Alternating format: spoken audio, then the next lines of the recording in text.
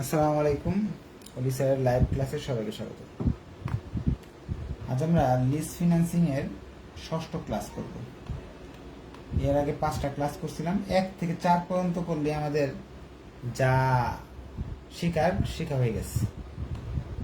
এখন যেগুলো আছে এগুলো সাধারণত পরীক্ষায় আসে না, তারপর নিয়ম শেখার জন্য করছি আমরা এক্সারসাইজ 2 অথবা 6 নম্বর অঙ্কটা করতেছি।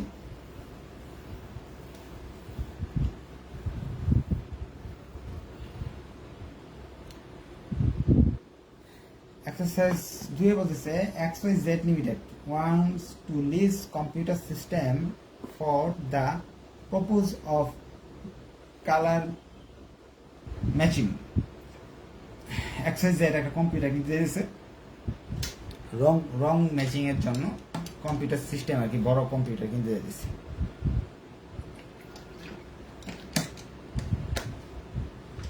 The system will cost টাকা 30 lakh and has 5 of lifetime.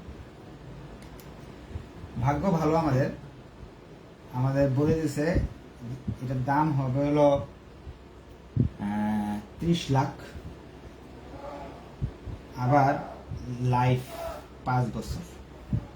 আগের অঙ্কে লাইফ দেওয়া ছিল না, লাইফ দেওয়া না থাকার ফলে আমাদের কষ্ট করে লাইফ বের করতেছিল, সবাই মনে আছে।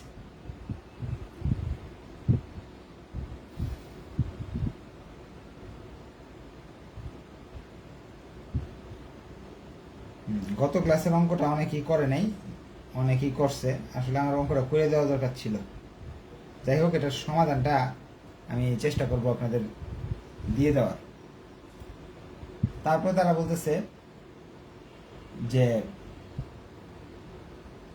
the applicable written down depreciation is 25%. The annual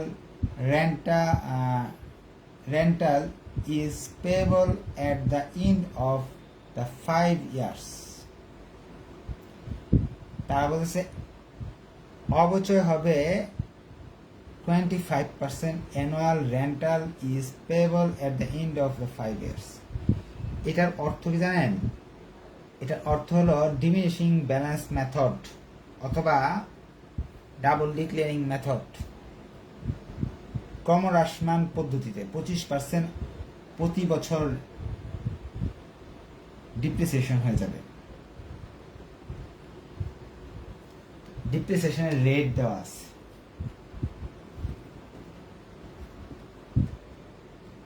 depreciation rate 25%।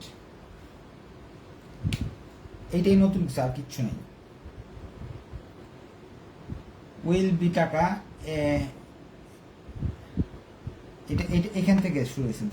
25% তো শেষ হয়ে গেছে। The annual rent is payable at the end of the 5 year will be টাকা 8,40,000। 2 নাম্বার জিনিসটা বলতেছে যদি আমি ভাড়া দেই, ভাড়া দেওয়ার ক্ষেত্রে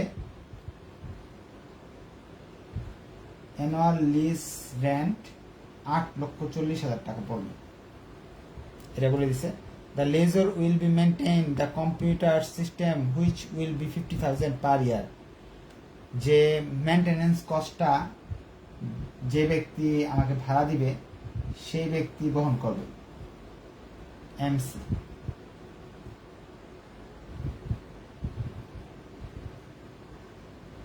আরো বলতেছে প্রশ্নে the lessor will maintain the এটা তো বললাম at the end of the useful life the system can be sold 50% of depreciable value. salvage value যেটা হবে 50%। অবচয় শেষ হওয়ার পর যেই টাকা থাকে সেই টাকার 50% আপনার সেলভেজ ভ্যালু হবে। অবচয় হয়ে যাওয়ার পর যে টাকা দিয়ে আপনার করবেন সেটার 50%। The company borrowing rate is 14%। সুদের হার, আয়ের মান 14%। tax rate 35% tax.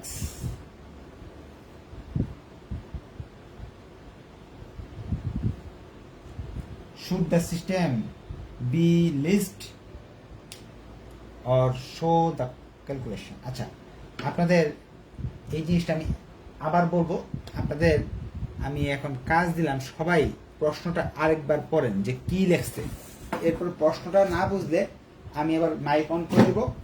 আপনারা মাইকটা অন করে আপনারা আমাকে বলবেন যে প্রশ্নটার কোন অংশটা বুঝেন না। 8টা তথ্য দেওয়া আছে।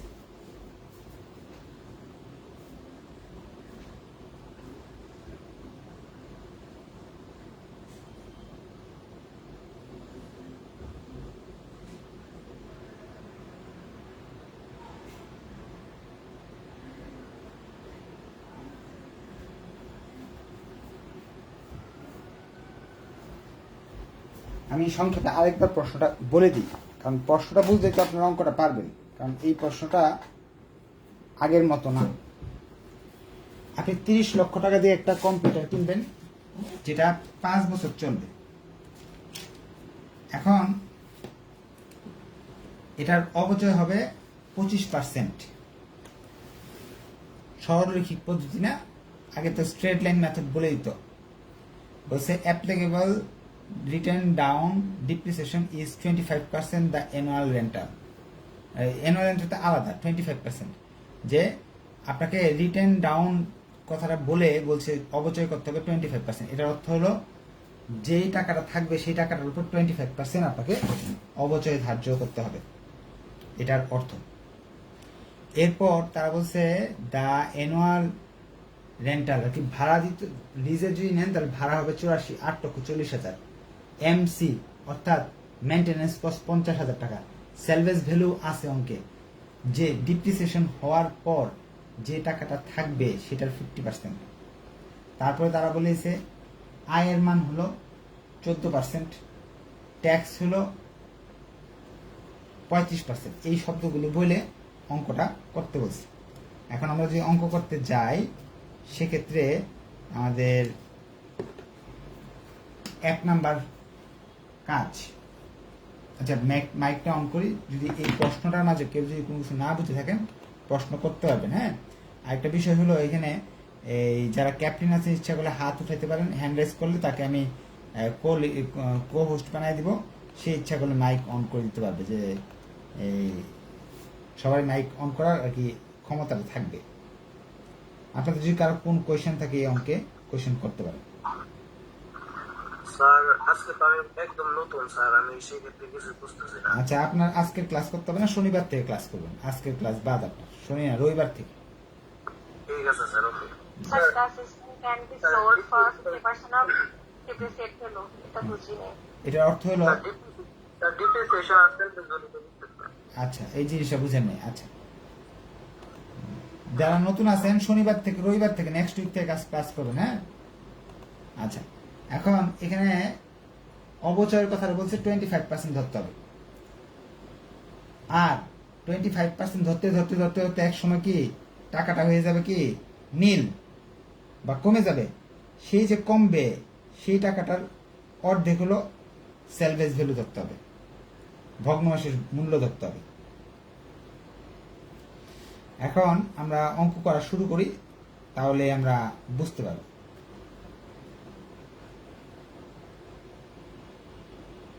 The system can be sold for 50% of depreciated value. আচ্ছা, প্রথমে কাজ করতে হবে আমাদের, যেটা হলো 1 নাম্বার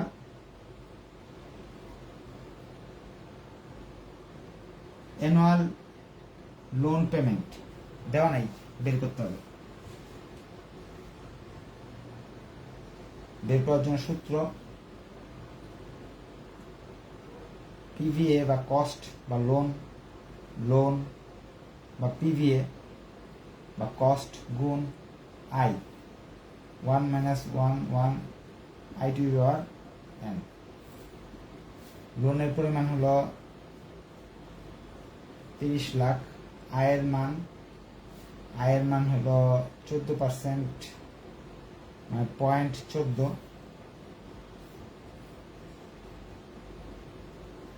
এন এর মান, সময় হলো কয় বছর, 5 বছরের অঙ্ক। সেই হিসাবে ক্যালকুলেশন করলে টাকা আসতেছে 8,83,908 টাকা।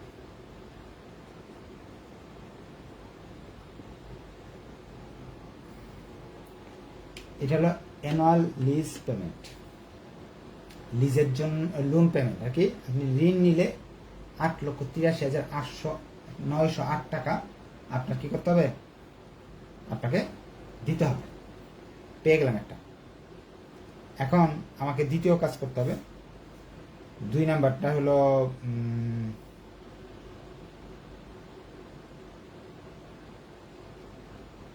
এটা তাহলে মুছে ফেলি, এটা তো আমাদের লাগতেছে না। ডিএফ বের করতে হবে। ডিএফ বের করার ক্ষেত্রে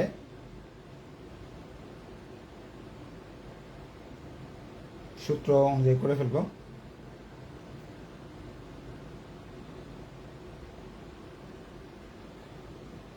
I 1 minus T, I এর মান হলো 0.40, ট্যাক্স রেট কত পার্সেন্ট, 35%।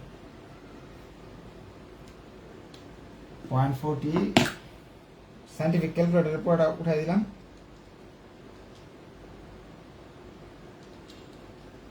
91 0.091। 10 নম্বর তথ্য ডিএফ এর মান আছে 0.091।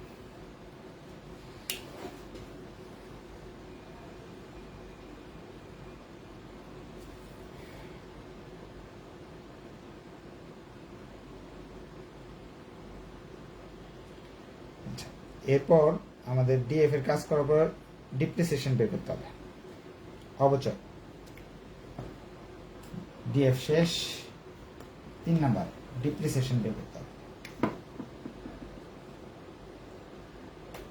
এটা নতুন ডিপ্রিসিয়েশন বের করতে হলে আমরা এভাবে করতে পারি, এই পাশে করতেছি যেহেতু আমরা 5 নাম্বার ওয়ার্কিং 4 নাম্বার ওয়ার্কিংটা এখানে করবো। ফার্স্টে লিখবো কস্ট অফ মেশিন, কত লাখ টাকা, 30 লক্ষ টাকা। 30 লক্ষ টাকার অবচয় ধরতে হবে 25%। প্রথম বছরের অবচয়, ফার্স্ট ইয়ার। 30 লক্ষ টাকার 25%, যে 25% বলে দিছে।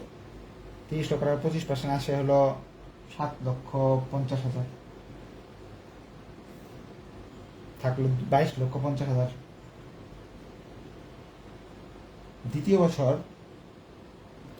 সেকেন্ড ইয়ার, এই 22,50,000 ধরতে হবে।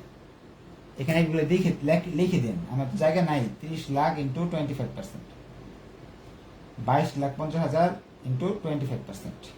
আচ্ছা একটু বড় এখানে দেখিয়ে দিই। ফার্স্ট ইয়ারের ডিপ্রিসিয়েশন বের করতেছি। 30 লাখ গুণ 25%।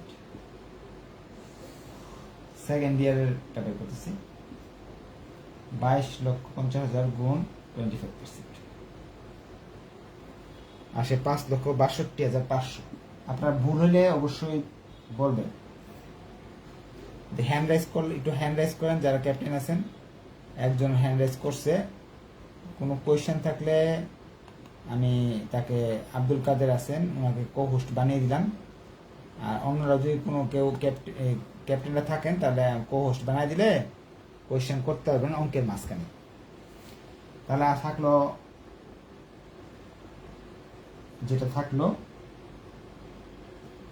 বাদ দেওয়ার পর, এখন থার্ড ইয়ারে এই টাকাটার উপর 25% ধরবো। এইভাবে অবশ্যই কখন ধরবো, ডিমিনিশিং ব্যালেন্স মেথড বা রিটার্ন অফ এর উপর যদি রিটার্ন ডাউনের কথা লেখা থাকে সেই টাকার উপর ধরবো।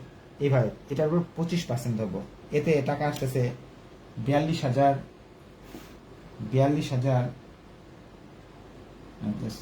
4,21,875। এভাবে আমাকে প্রতিটার অবচয়ই ধরতে হবে।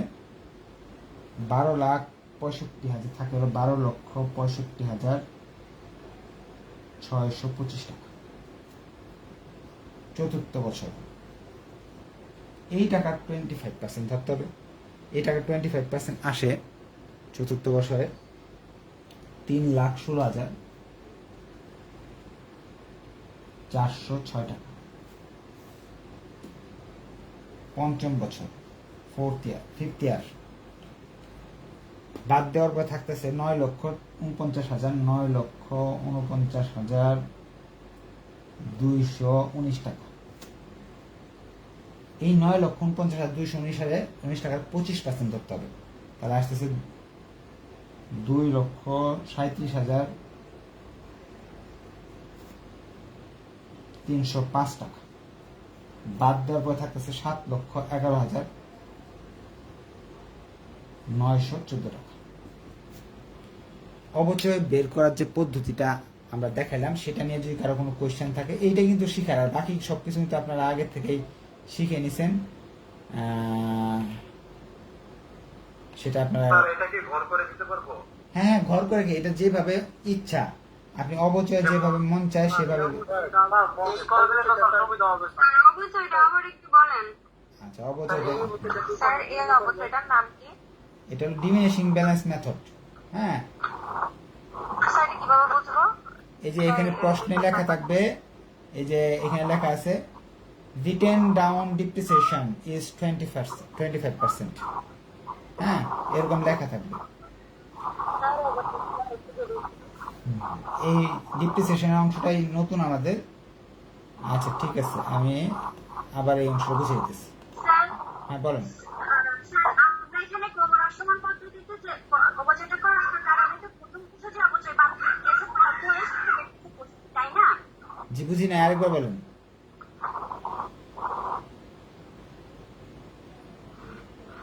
জি বলেন।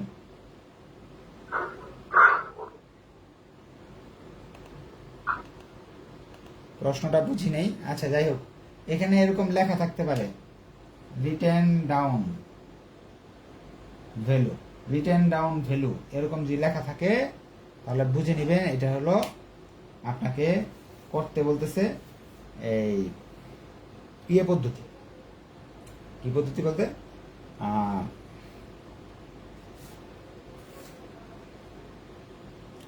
Diminishing balance method. Diminishing balance মেথডের হলো কস্ট কত আছে, 30 লাখ। কই দেওয়া আছে এখানে, এই 30 লাখের 25% ধরতে হবে। প্রশ্নে বলা আছে 25% ধরতে হবে। 30 লাখের 25% এটা আসবে, এটা থেকে এটা বাদ দিলে এটা আসবে।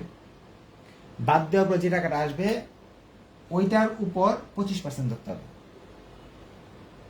এটা আসে, এটা থেকে এটা বাদ দিলে যেটা আসে এটার উপর 25% ধরবেন, এটা আসবে। বাদ দেওয়ার পর যেটা আসলো এটার উপর 25% ধরবেন, এটা চলে আসবে। আবার যেটা আসলো এটার উপর 25% এটা করতে হবে। এইভাবে আমাকে বের করতে হবে। এখন তারা বলে দিছে সেলভেজ ভ্যালু 50%। সেলভেজ ভ্যালুটা ধরতে হবে কি, যে অ্যাসেটটা থাকলো সেই অ্যাসেটের 50%। অর্থাৎ আপনার এখানে এই টাকা আছে হলো শেষে দিয়ে রয়ে গেছে 7,11,914 টাকা। এটার 50% ধরে দিতে বলছে। এখানে দেখেন যে the system can be sold for 50% of depreciated value। অবচয়ে যে হইল সেই অবচয়ের হওয়ার পর যে টাকাটা থাকলো সেই টাকাটার অর্ধেক দামে এটা বেচা যাবে। বেচা গেলে তাহলে সেলভেজ ভ্যালু এটার 50% বের করে নিতে হবে।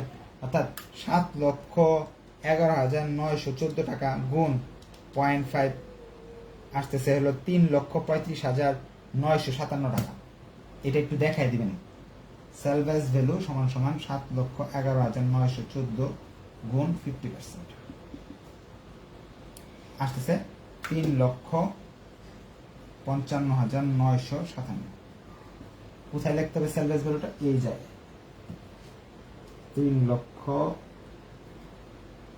55,957 টাকা। এই যে 5টা টাকা, এই অবচয়ের 5টা টাকা কিন্তু আমার লাগবে। এমনি অঙ্ক করতে কিন্তু এই জিনিসটা লাগে না, কিন্তু আজকের অঙ্কে আমাদের এটা লাগবে। এখন আমাকে 4 নাম্বার কাজ করতে হবে। 4 নাম্বার কাজটা হলো কি এর কাজ? ইন্টারেস্ট বের করতে হবে। 3 নাম্বার কাজটা একটু আমাদের ভেজাল এবং বড় হয়ে গেল। ইন্টারেস্ট বের করা সবাই পারি আমরা। 5টা আজকে 6 নাম্বার ক্লাস যাব ইন্টারেস্টই বের করতেছে। 1 2 3 4 5 6। ইয়ার লিখবো এখানে beginning balance, annual loan payment,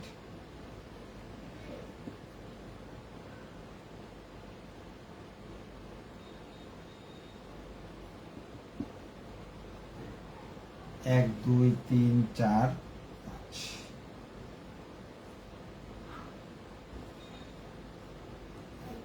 beginning balance আমার 30 লক্ষ টাকা নিছি ঋণ। Annual lease, annual loan payment বের করছি, ওয়ার্কিং নাম্বার 1 বের করছি। ইন্টারেস্ট সুদ, এটা 1, এটা 2, এটা 3, এটা 4। 4 নাম্বার ঘরে বের করবো 2 নাম্বার ঘরের যে 30 লাখ টাকা আছে, 2 নাম্বার ঘরের উপর সুদ দিতে হবে 14%। 2 নাম্বার ঘরের উপর সুদ 14% হলে 4,20,000 টাকা। এগুলো আগের নিয়ম অনুযায়ী হচ্ছে। এটা থেকে এটা বাদ দিলাম, থাকতেছে হলো 4,53,908 টাকা। অর্থাৎ 5 নাম্বার গড় বের করতে হলে 3 - 4। 6 নাম্বার ঘর বের করতে হলে 2 - 5। এটা থেকে এটা বাদ দিতে হবে, বাদ দিলে বেরিয়ে আসবে। বেরিয়ে আসে হলো 25,46,092 টাকা। এটা আবার এখানে লিখতে হবে। এই কাজটা চক্র আকারে চলতেই থাকবে। এটা নিয়ে আর আজকে দেখাইতেছি না, সময় নাই আমাদের হাতে। সুদটা কি আসবে? এই টাকাটার উপর 14%। যা আসে এগুলো আমি লিখে দিতেছি আপনাদের।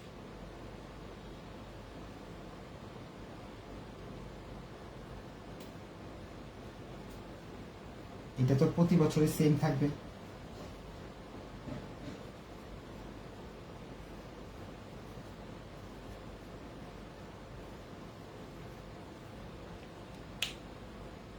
এবং এইভাবে এটা চলতে থাকবে।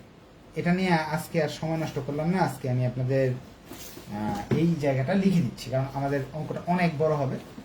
আজকে শেষ করতে চাচ্ছি, কারণ আগের অঙ্কটা শেষ করে দিই নেই, যার ফলে দেখা গেছে অনেকেই শেষ করতে পারেনি।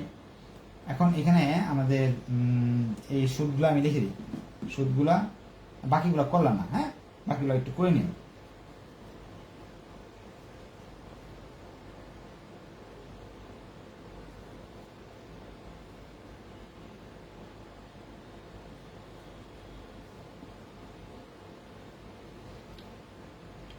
চার নাম্বার স্টেপ শেষ। এখন আমরা 5 নাম্বার স্টেপে যাচ্ছি। 5 নাম্বার স্টেপ করতে গেলে আমার এই 2টা ঘর থাকবে। এখানে হবে ইয়ার,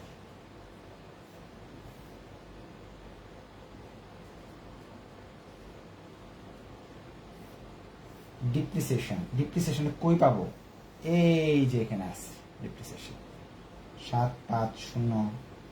এই যে প্রথম বছর, দ্বিতীয় বছর 562,500। এই যে দ্বিতীয় বছর, তৃতীয় বছর এটা 421,875, 316,406, 237,305। এমসি কিন্তু আছে অঙ্কে, আগের অঙ্কে অন্য অঙ্কে ছিল না। এই এমসিটা আপনার দেখতে হবে। এমসি কত? 50,000।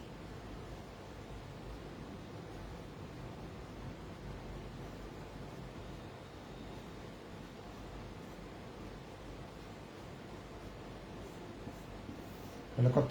1 2 3 4 5 6 নাম্বার হলো টোটাল।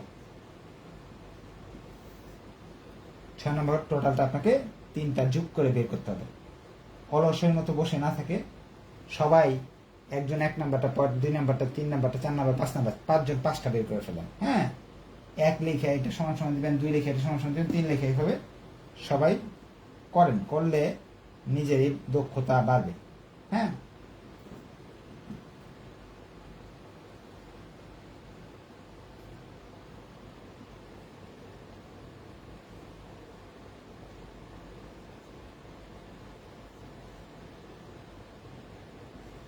ভুল হলে আমাকে বলবেন।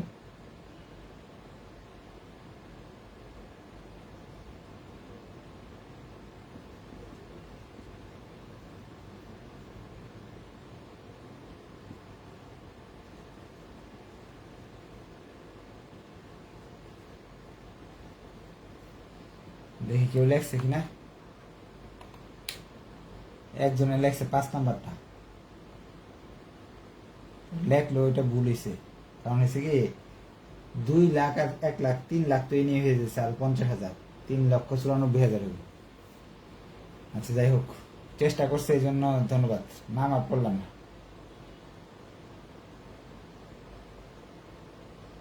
প্রথমটা 12,20,000। আচ্ছা হইল টোটাল। টোটালের পরে জানি কি করতে হয়, tax save 7 number tax save কিভাবে করে এগুলো একটু লিখে দিই। 6 নাম্বার ঘরটা আসছিল 3 4 5 3 4 5। 7 নাম্বার ঘর 6 এর উপর ট্যাক্স কত 35%, অর্থাৎ এই ঘরের 35% এখানে লিখতে হবে। সেই হিসাবে আসতেছে হলো আপনার 4 2 7 0 0 3 3 9 1 3 4 2 6 4 5 5 9 1 9 8 7 0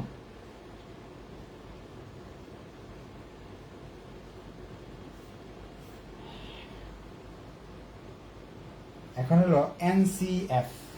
এনসিএফ এই জায়গায় কিন্তু অনেকে ভুল করে ফেলে। 8 নাম্বার ঘর এমসি দেওয়া থাকলে 50,000 টাকা অ্যাড করতে হবে। এমসি দেওয়া থাকলে 50,000 টাকা অ্যাড করতে হবে, অর্থাৎ 2 + 5 - 7। 8 নাম্বার ঘর আমি উপরে বড় করে লিখে দিয়েছি। 8 নাম্বার ঘর 2 + 5 - 7, এটার সঙ্গে এটা যোগ করতে হবে, কারণ এই টাকাটা আপনার পকেট থেকে যাচ্ছে, এই টাকাটা আপনার পকেট থেকে যাচ্ছে। এই দুইটা যোগ করে ট্যাক্স সেভটা বাদ দিলে যেটা থাকে সেটার নাম হলো এনসিএফ। এনসিএফ এর মান আসতেছে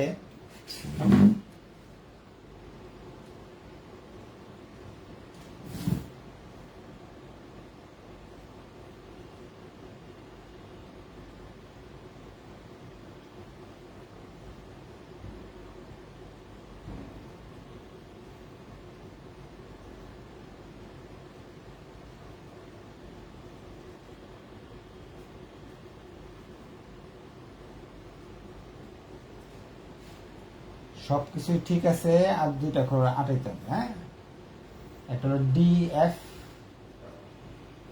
আর একটা হলো পিভি। 9 নাম্বার ঘর ডিএফ। ডিএফ বের করার সূত্র কি, 1/1 প্লাস এখানে যে 091 পাওয়ার 1। 1 দিলে এটা আসবে, 2 দিলে এটা আসবে, 3 দিলে এটা আসবে, 4 দিলে এটা আসবে, 5 দিলে এটা আসবে। কিন্তু একটা জিনিস আমি ভুলে গেছি, এটা হলো আমরা সেলভেজ ভ্যালু। সেলভেজ ভ্যালু বের করছিলাম আমরা 3 5 5 9 5 7, এটা মাইনাস হবে। এখন ডিএফ এর মানগুলো এখানে লিখবো 91684, তারপর হলো 7701 7058, এগুলো ভুল হইতে পারে 6470। স্যালভেজ ভ্যালু পঞ্চম বছরে এইটাই হবে 6470 হবে। এখন গুণ করার পর, অর্থাৎ এটা তো 9 নাম্বার ঘর, 10 নাম্বার ঘর, 8 গুণ 9, এই দুইটা ঘর গুণ করলে এই ঘরগুলোর মান আসবে। সেই মানগুলো আমরা লিখতেছি।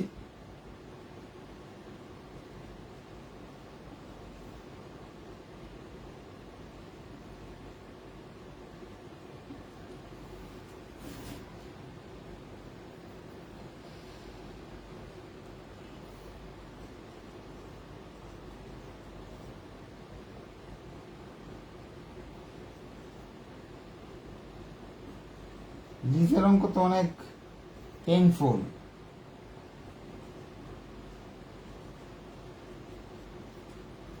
এই দুইটা গুণ করলে মাইনাস একটা মান আসবে। হ্যাঁ, মাইনাস, আপনারা এই যুগটা নামে ফেলেন তাড়াতাড়ি, একজন দেখি যুগটা তাড়াতাড়ি নামান। 647 মাইনাস 2,30,304 টাকা, মাইনাস 2,30,304 টাকা টোটাল কস্ট। টোটাল এই সবগুলো যোগ হবে, এটা মাইনাস হবে। আমার যুগ বিয়োগে ভুল হতে পারে, কিন্তু নিয়ম শেখানোটা তো আমার দায়িত্ব, নিয়ম শেখাচ্ছি। হ্যাঁ, যদি যুগ বিয়োগ ভুল হয়ে থাকে আপনারা নিজ দায়িত্বে ঠিক করে নেবেন। 22,44,349, এগুলা সব হিসাব টিসাব করে আমাদের আসতেছে 22 লক্ষ।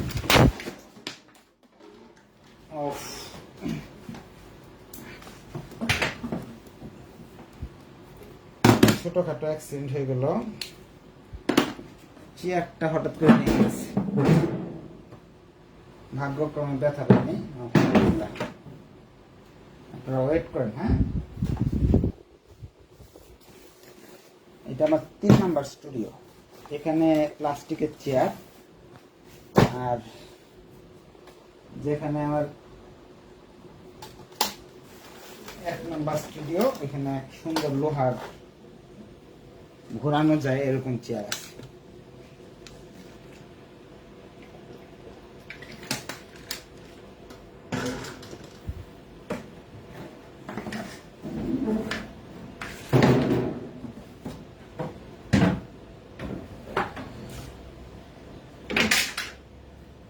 RFL কোম্পানির চেয়ার, ভাঙার তো কথা না, কিন্তু ভাঙে।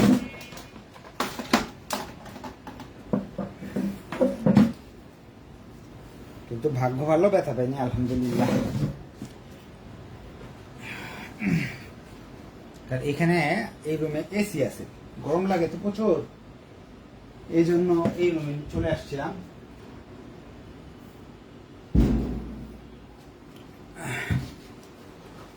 আলহামদুলিল্লাহ। আচ্ছা, যুগ বিয়োগটা টানছেন কেউ?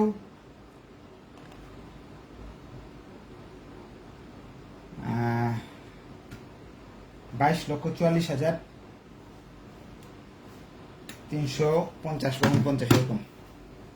এটা উপরে লিখে ফেললাম, নিচে লিখলাম না, এদিকে একটু মুছা, এদিকে মুছে লিখে দিই। 22,44,350।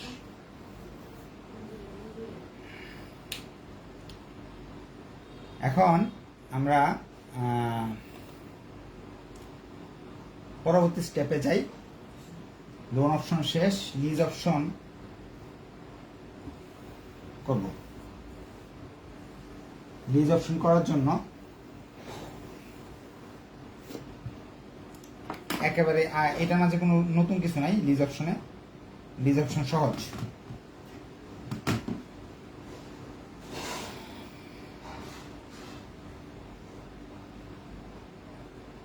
ছয় নম্বর, annual lease rent. Lease rent হলো আপনার, তারা বলে আছে 4,01,000, এখান থেকে 50,000 টাকা দিতে হবে না, আমাদের 7,90,000 দিতে হবে।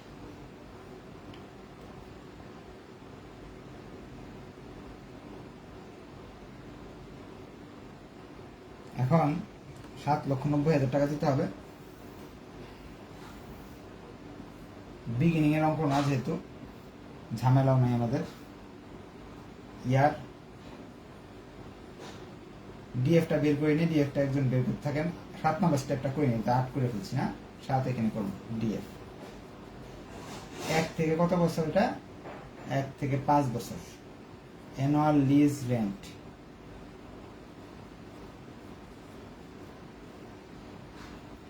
Tax save. ট্যাক্স সেভ হলো কয় পার্সেন্ট? 35% ছিল না, এই যে 35%। 1, 2, 3 নাম্বার ঘর হলো 2 এর উপর 35%। সেই হিসাবে আপনার আসতেছে হলো 5,13,500। এরপর আমরা এটা করব হলো NCF, নেট ক্যাশ ফ্লো। এটা থেকে বাদ দিলাম, এটা চলে আসবে 4 নাম্বার ঘর, 2 - 3।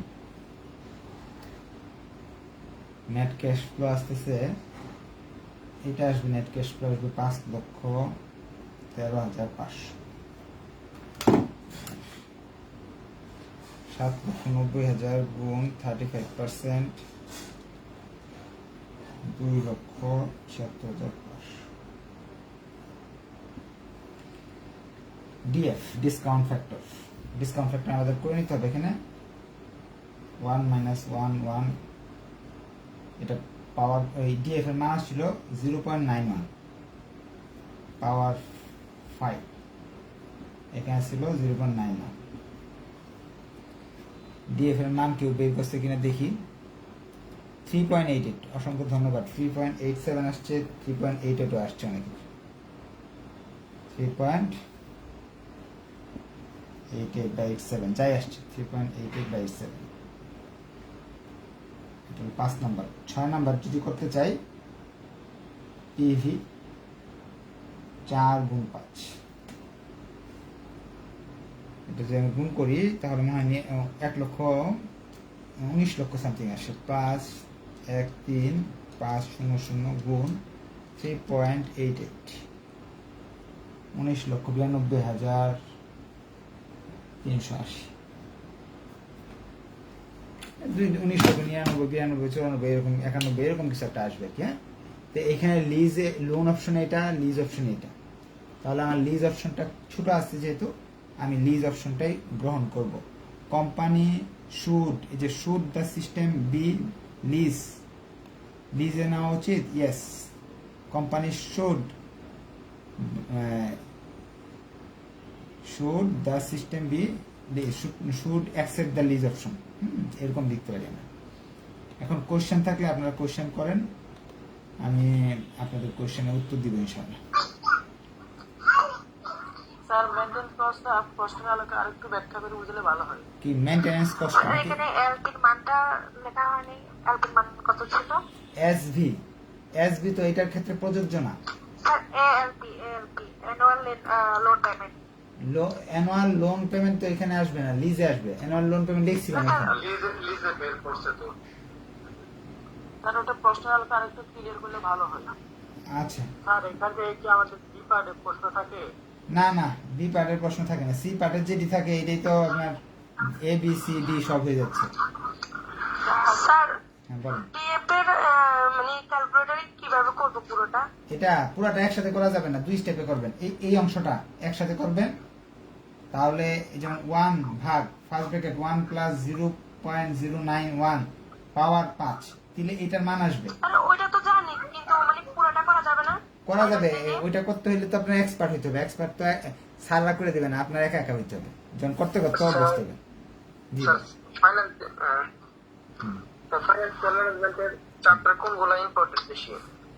চ্যাপ্টারই তো 6টা, পরীক্ষায় আসে 5টা অঙ্ক। এখন 1, 2 আর কি 2, 3, 2, 3 থেকে 100% আসবে। 2, স্যার এখানে তিন। রেন্টাল পেয়েবল লেখা আছে। হ্যাঁ লোনের তো কিছু লেখা নাই, তাহলে আমরা কি করে বুঝবো এলআর আর এলপিডিটা একই মান? দুইটা এক মান না তো। অ্যানুয়াল লিজ রেন্ট দেওয়া আছে আর অ্যানুয়াল লোন পেমেন্ট বের করছি 1 নাম্বার ওয়ার্কিং নাম্বার 1 প্রথম দিকে দেখে নেবেন। স্যার সেলভেট ভ্যালু কিভাবে বুঝবো স্যার? সেলফ ভ্যালু তারা বলে দিচ্ছে সুন্দর করে যে 50% ডিপ্রিসিয়েটেড ভ্যালু যেটা থাকবে এটার 50%। আচ্ছা, যে প্রশ্নটা করছিল উত্তরটা দিয়ে নেই। 2, 3, 5 এরা হলো 100%, অর্থাৎ capital budgeting and risk analysis, capital structure আর ক্যাপিটাল মার্কেট ফিনান্সিং, এই তিনটা থেকে সব সময় প্রশ্ন আসে। তিনটা এখানে চলে গেল, বাকি থাকলো 4, 6, 7। ওরা 3 জন থেকে 2 জন আসবে। কোন 2 জন যে আসবে এটা কেউই জানে না, যে প্রশ্নকর্তা সে জানে, আর কেউ কোনো ব্যক্তি জানে না। এখন এই জন্য যদি আপনি A+ পেতে চান, ইংরেজিতে থিওরি লিখতে হবে। ইংরেজিতে থিওরি না লিখে আপনি A+ পাইতে হলে 6টা অধ্যায় করতে হবে। আর যদি মনে করেন পাস করবো, 3টা অধ্যায় করলেও পাস আসবে ইনশাল্লাহ। 3টা অধ্যায় 3টা প্রশ্ন আর থিওরি মিরি উল্টাপাল্টা লিখতে হবে আর কি। 4টা দিতে হবে, কারণ দেখা যাবে 3টা অঙ্ক তো অ্যাকচুয়াল নাও হতে পারে। এখান থেকে যে কোনো 2টা করতে হবে বা একটা করতে হবে। ফিনান্সিয়াল ম্যানেজমেন্টে ফেল করে সবচেয়ে বেশি ফিনান্সিয়াল ম্যানেজমেন্ট গুরুত্ব দেন, কারণ এখানে চাপটা কমানোর কোনো অপশন নেই। কি স্যার বাংলা বইগুলো, অন্যান্য বইগুলো, হ্যাঁ, বাংলা বইগুলো কি করবো স্যার? ওইগুলো পরে একটু সময় আছে, এখন এই অঙ্কগুলো শেষ করেন। এই অঙ্ক রিলেটেড আর কোনো কোয়েশ্চেন থাকলে বলেন। স্যার হ্যাঁ বলেন। স্যার ওয়ার্কিং পাসে আমরা যে ডিএফ এর মান বাইর করছি না, আর ওয়ার্কিং আটে যে ডিএফ এর মান বাইর করছি না স্যার, ওই ওয়ার্কিং পাসে ডিএফটা যোগ করে এখানে বসালে সেম মান আসে। ওইভাবে করলে কি কোনো সমস্যা হবে? আপনি যেভাবে মন চায় এভাবে করেন, কিন্তু আপনাকে এই যে নিয়মেতে করছি এই নিয়মে করলে সবচেয়ে ভালো হয়। আর আপনি যেভাবে করতে যাচ্ছেন সেভাবেও করতে পারেন, করেন। ঘুরে ফিরে কথা একটাই, আপনি যে এখানে সূত্রটা দেখেন কতটুকু ছোট একটা সূত্র, যে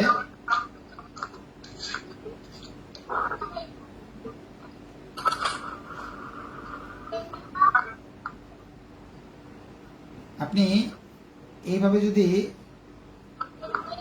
সায়েন্টিফিক ক্যালকুলেটর ব্যবহার করেন, যে একজন বলছিল যে কিভাবে করব, সমান সমান চিহ্ন দেন, সম্পূর্ণ মানটা চলে আসছে। মাইকটা অফ করেন সবাই। হ্যাঁ, আমি মাইক অফ করে দিচ্ছি। একজন শুনেন, এইভাবে যদি আপনি সায়েন্টিফিক ক্যালকুলেটর লেখেন, তাহলে ডিএফ এর মান একসাথে বেরিয়ে আসবে।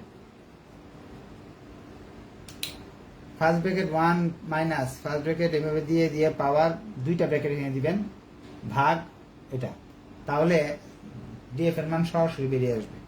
আর একটা বিষয়, এই অধ্যায়ের উপর নেক্সট বৃহস্পতিবার সলভ ক্লাস হবে।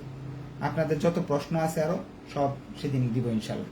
তাহলে আজকে এই পর্যন্ত থাকলো, ধন্যবাদ সবাইকে। আর যাদের কাছে এই চ্যাপ্টার কঠিন লাগে তারা প্রবলেম 1, 2 করে নেবেন, 3, 4, 5, 6 না করলে চলবে।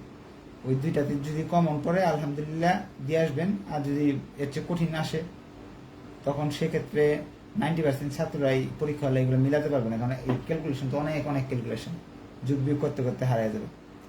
ঠিক আছে, ধন্যবাদ সবাইকে, আসসালামু আলাইকুম।